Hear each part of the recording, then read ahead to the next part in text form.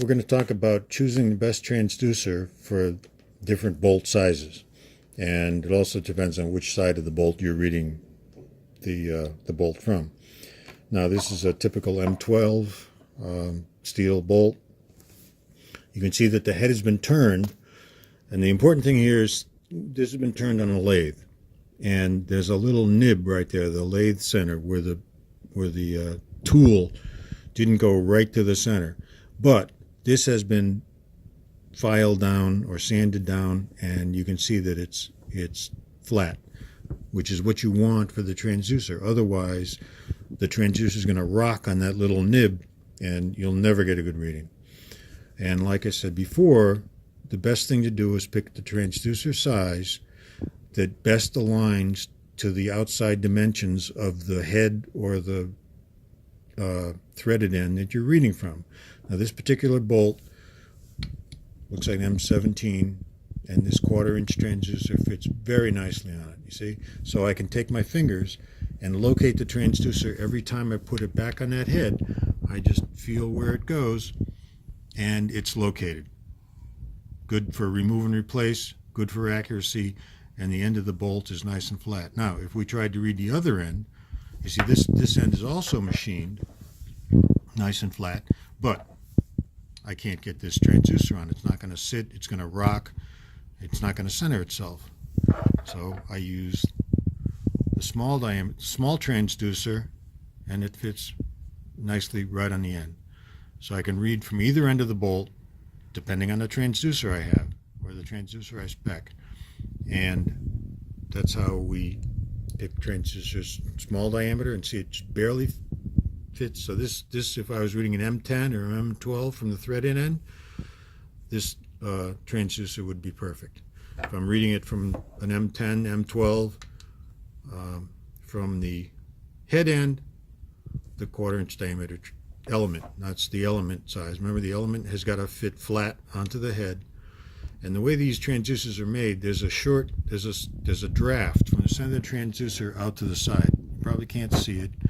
It's probably just a few hundredths of a millimeter draft, but that puts the element out there first. So it hits the bolt first and gets you can see the little space right through there.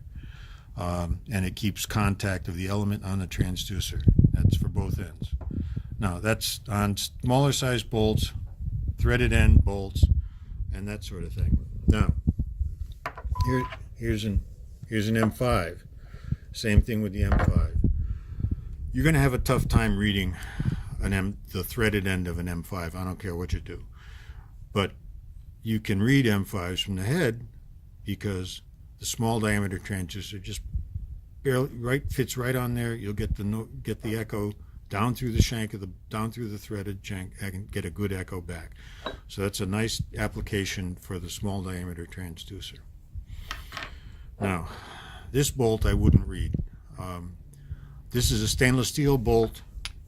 It's non-magnetic, and the end, I wouldn't put a transducer in this end because the end looks like it was a sheared end, which means that when they finish the process, they take a big knife and just shear the end off, and it leaves depressions and all kinds of things.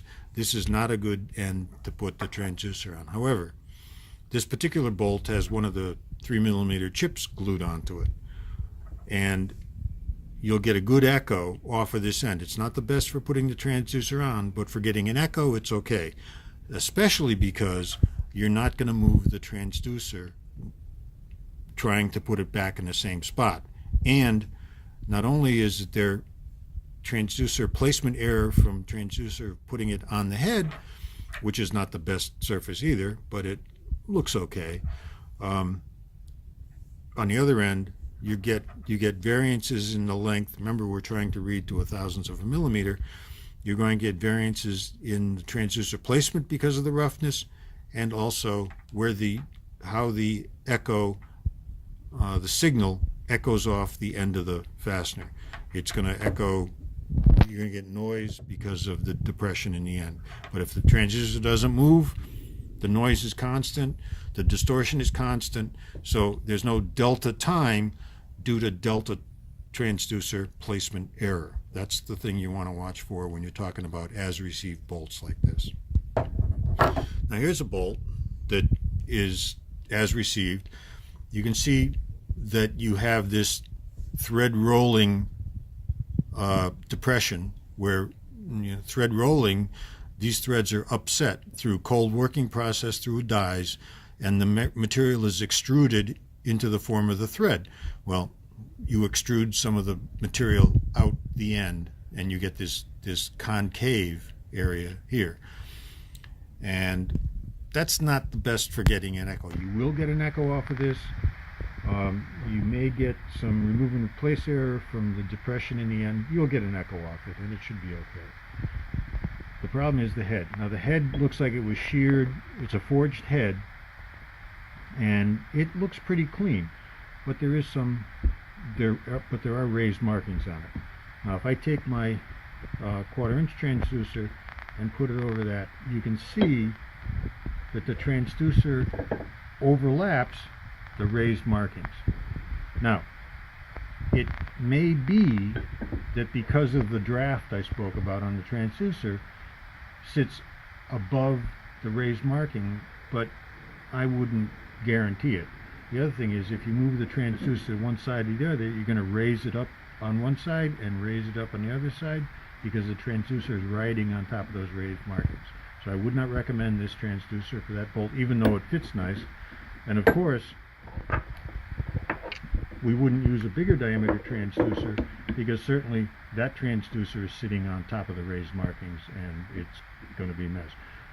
Remember, the couplant is the interface between the transducer and the bolt. You may get a reading because the couplant is so thick, but that thick couplant and small placement error are going to give you big variations in length measurement.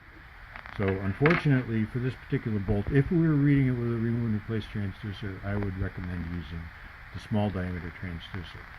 The benefit of this is that these small transducers are still 5 megahertz.